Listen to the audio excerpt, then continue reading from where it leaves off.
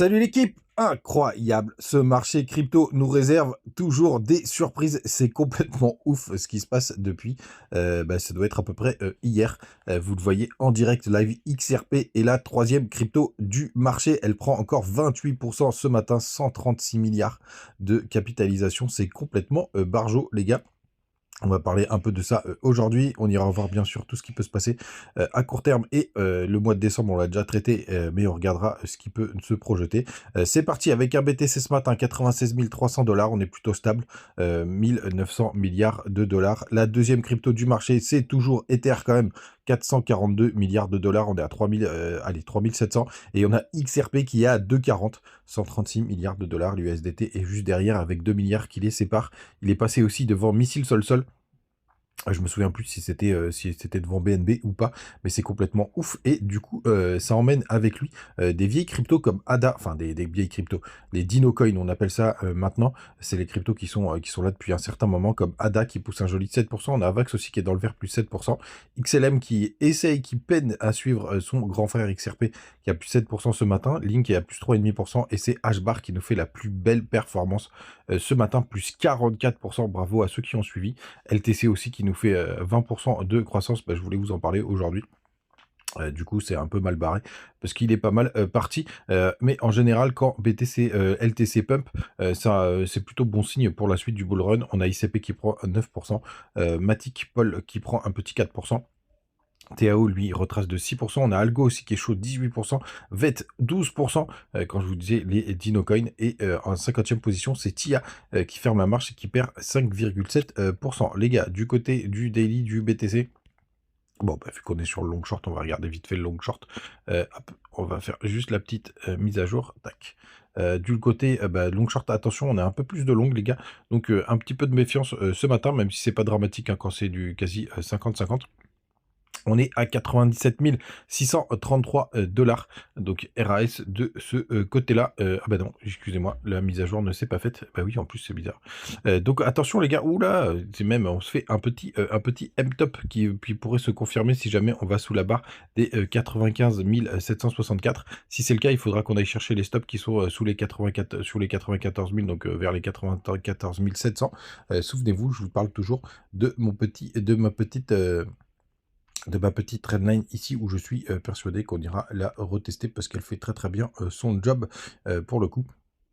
Donc grande méfiance les gars, je pense qu'on peut corriger. Les seules bonnes nouvelles bien évidemment c'est que je pense qu'on a un petit gap qui s'est formé, un petit gap CME.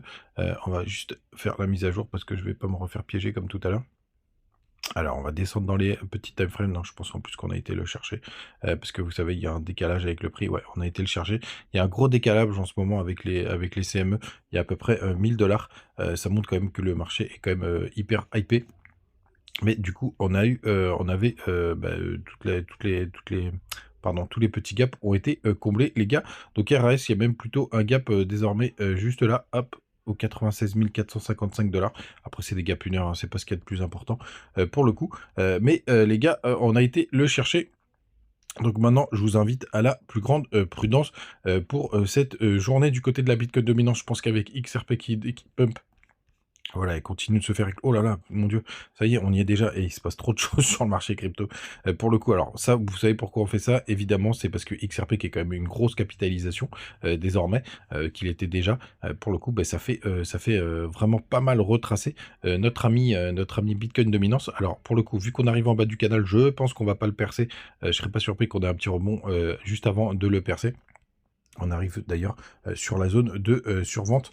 Donc, petite méfiance, même si c'est vraiment très très propre et qu'on a vraiment cette alt season qui est en train de se former. Alors, bien évidemment, il y a de la rotation de capitaux, hein, parce qu'on avait déjà des belles performances sur les cryptos IA, les mêmes coins évidemment, et là, c'est plutôt les Dino Coins pour le coup.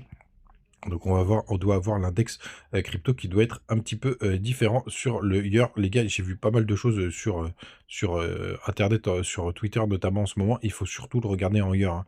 C'est vraiment le plus important. Les autres time frames, tout simplement, c'est de la merde pour le coup. Donc très, très bien, on est toujours pour mon avis, moi, le niveau de 50 là, c'est vraiment là où on peut avoir une espèce de montée parabolique, frénétique et verticale, pour le coup, donc je le surveille de, très, très près.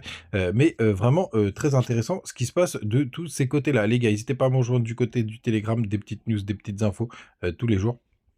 Ah bah là, je suis sur Twitter, mais c'est pas grave. Et d'ailleurs, sur Twitter, je vous parlais effectivement hier d'XRP, c'est complètement barjot. Alors, il y en a qui me posent la question. Est-ce que c'est intéressant de rentrer dessus? Bah, il est où mon petit XRP? Bah, je le vois plus. Ah mais il est là peut-être? Non, c'est pas ça. Je comprends pas. Bon, c'est pas grave. Peut-être il est dans les réponses, mais j'ai répondu à personne, donc c'est bizarre. Ah si, bah, allez savoir pourquoi. Donc est-ce que je rentre là-dessus? Bah, pas du tout les gars. Franchement, c'est trop, vertical, évidemment, parce que là, pour le coup, le risk reward est beaucoup trop, dangereux. On peut se prendre une claque de moins 50% assez rapidement. On n'a même pas été chercher encore la TH, hein, parce qu'il est à 3 $. Il est à combien la TH? On va aller jeter un œil. Il est à 3 $ et des brouettes. On doit plus être très, très loin. Mais on est encore, ouais, c'est vers les 3,50 $. On peut aller voir. Il faut regarder, à ce niveau-là dans info, comme ça vous le saurez. Et ici, vous voyez, vous avez, historical, data et vous voyez le all time high, il est à 3,40, donc on est à 30% de l'all time high, du all time high et puis all, pardon, oh là là, mon anglais est claqué ce matin. En plus, attention parce que XRP, il y a que 57% des tokens qui sont en circulation, hein, pour le coup, donc il y a quand même pas mal de pression baissière. Alors pour le coup, je crois que c'est plutôt bien fait, du côté de la dilution et il faut se rappeler quand même que XRP en 2021, il a eu un bull run qui était vraiment éclaté au sol. Moi, j'en avais pas mal, hein, pour le coup et j'ai décidé d'en sortir et après avec l'histoire de Gary Gensler, pour le coup, ça va, beaucoup mieux. Puisque vous voyez, on avait fait qu'un petit x4, je crois en 2021 ou quelque chose comme ça, peut-être un peu plus x5, mais c'était pas, folichon comparé aux autres cryptos, mais il avait été bridé pendant tout le bull run. D'ailleurs, c'était, très, pénible. Pour le coup. Les gars, vous avez les petits liens du côté de Big Get, de Big X, de Mexé et de Bitmart. Et vous avez aussi mon petit TikTok où on est de plus en plus nombreux. 2988, on sera bientôt 3000. Ça va arriver très très vite, peut-être aujourd'hui. Allez, on finit avec nos informations du côté de CoinGlass. Liquidation 371 millions. Pour le coup, donc ça fait quand même pas mal de petites liquidations. Attention, les fundings sont assez élevés ce matin, hein. On est à 0,03 quasiment du côté de BTC, mais souvent ça chauffe, un petit peu le week-end et puis ça se recalme, dans la semaine. On va voir ce que ça va donner, à la réouverture des marchés américains. On est toujours dans l'extrême grid, donc tout va bien. On peut aller regarder les liquidations, ça fait un moment qu'on les a pas vues. Il y a un petit pic aux alentours des 95 266 $. Donc, je serais pas surpris que cette journée soit plutôt mitigée. Pour le coup, all eyes on XRP, les gars. Passez une très très bonne journée. Je vous ai pas fait d'alt du jour, donc n'hésitez pas à m'en mettre en commentaire, pour le coup. J'avais pas forcément trouvé de trucs, assez, intéressants et puis on regardera ça, demain. Passez une bonne journée, une bonne semaine et on se retrouve tous les matins, comme d'hab. Ciao!